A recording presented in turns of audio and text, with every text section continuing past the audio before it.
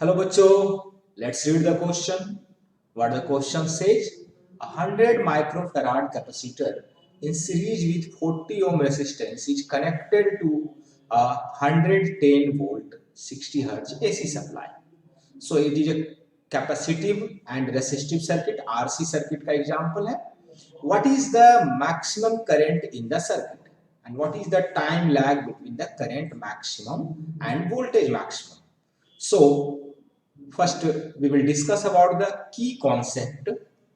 की कॉन्सेप्ट अगर हम सर्किट को आइडेंटिफाई करें तो ये एक आरसी सर्किट है, आरसी सर्किट है और करंट को निकालने के लिए हमें इंपीडेंस की जरूरत पड़ेगी. सो Z इक्वल टू, अगर हम सर्किट का डायग्राम प्लॉट करें तो सर्किट के डायग्राम से आप देखिए, सर्किट के डायग्राम से देखिएगा, this is a RC circuit, RC circuit जहां R की वैल्यू दी हुई है 40 ओम एंड C 100 माइक्रोफैराड दिया हुआ है. तो Z की जो वैल्यू है जिसको हम इंपीडेंस बोलते हैं, Z जो इंपीडेंस है या टोटल रेसिस्टेंस कह सकते हैं, it will be equal to XC का स्क्वायर प्लस R स्क्वायर. और Z की वैल्यू हम लोग लिख सकते हैं, this is equal to XC का मतलब 1 अपॉन ओमेगा C का whole square plus R square, और ये हो जाएगा अपना 1 अपॉन 2 पाई FC का whole square plus R square. ये हमें इंपीडेंस मिल गया. तो क्वेश्चन नंबर ए में अगर हम ध्यान दें तो हमसे पूछा गया है मैक्सिमम करंट. तो आरएमएस करंट की जो वैल्यू होगी वो V RMS अपॉन Z हो जाएगी, और इसको लिख सकते हैं I maximum upon √2 equal to V RMS upon Z. And we can also write this I maximum बराबर √2 V RMS upon Z. So I maximum की जो वैल्यू हमें मिलेगी √2 इंटू V RMS की वैल्यू है 110 वोल्ट है, अपॉन Z की जो वैल्यू हमें मिलेगी 1 अपॉन 2 पाई इंटू F की वैल्यू है 60 इंटू C की वैल्यू है, C की वैल्यू है 100 इंटू 10 पे पावर -6.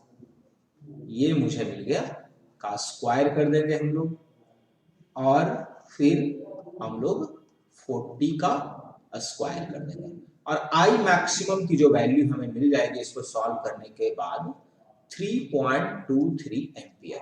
सो I मैक्सिमम हमें मिल गया 3.23 एम्पियर. इसको हम लोग हाईलाइट कर देते हैं बच्चों. ये हमारे क्वेश्चन नंबर ए का सॉल्यूशन हुआ. अब हम लोग दूसरे पार्ट पर अगर आए तो what is the time lag between current maximum end voltage maximum. जैसा कि बच्चों ये एक आरसी सर्किट है, तो इसमें जो है करंट से वोल्टेज जो है वो लैग करेगी, करंट से वोल्टेज लैग करेगी. तो I की वैल्यू अगर हम लिखें तो I maximum into sine omega T लिख सकते हैं, और V की value V maximum into sine omega T -5 लिख सकते हैं. तो जो टाइम लैग होगा, जो हमारे क्वेश्चन बी का सॉल्यूशन है, टाइम लैग की वैल्यू हो जाएगी t equal to 5 upon omega, जब v की वैल्यू 0 करेंगे, राइट. तो ओमेगा t -5 की वैल्यू जब हम 0 करेंगे तो t equal to 5 upon omega मिलेगा from omega t -5 equal to 0.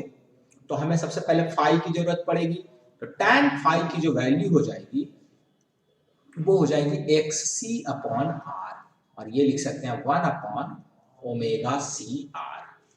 तो ये हो गया आपका 2 पाई F की जगह 60, C की जगह 100 इंटू 10 पे पावर -6 और इंटू 40. ये हमारा tan फाई हो गया। तो tan फाई की वैल्यू सॉल्व करने के बाद जो हमें मिलेगी वो हो जाएगी 0.66। तो हमें फाई मिल गया tan इनवर्स 0.66 और इसकी वैल्यू जो हमें मिलेगी सॉल्व करके वो हो जाएगी 33.56 डिग्री। तो हमने phase difference phi find out कर लिया है बच्चों। तो फाई इक्वल टू 33.56 डिग्री और इसको हम लोग लिख सकते हैं 33.56 इंटू पाई अपॉन 180 रेडियन। तो फाई की वैल्यू हम लोग रेडियन में फाइंड आउट कर चुके हैं। तो अब बात उठती है कि टाइम लैग, जो हमारा क्वेश्चन था। तो टाइम लैग की वैल्यू हो जाएगी फाई अपॉन ओमेगा, जो कि हम लोगों ने यहां पर लिख भी रखा है, राइट। तो फाई की वैल्यू हम लोग रखेंगे 33.56 into pi upon 180 upon omega की वैल्यू हो जाएगी 2 पाई इंटू एफ 60 और ये हो जाएगा हमारा 1.55 इंटू 10 पे पावर -3 सेकेंड। सो बच्चों हमारे पास टाइम लैग जो मिल गया t that is 1.55 milli second. इसको हम लोग हाईलाइट कर देते हैं बच्चों और ये हमारा बॉक्स में कर दिया। This is our final answer for question B. Hopefully आप सभी को समझ में आया होगा बच्चों।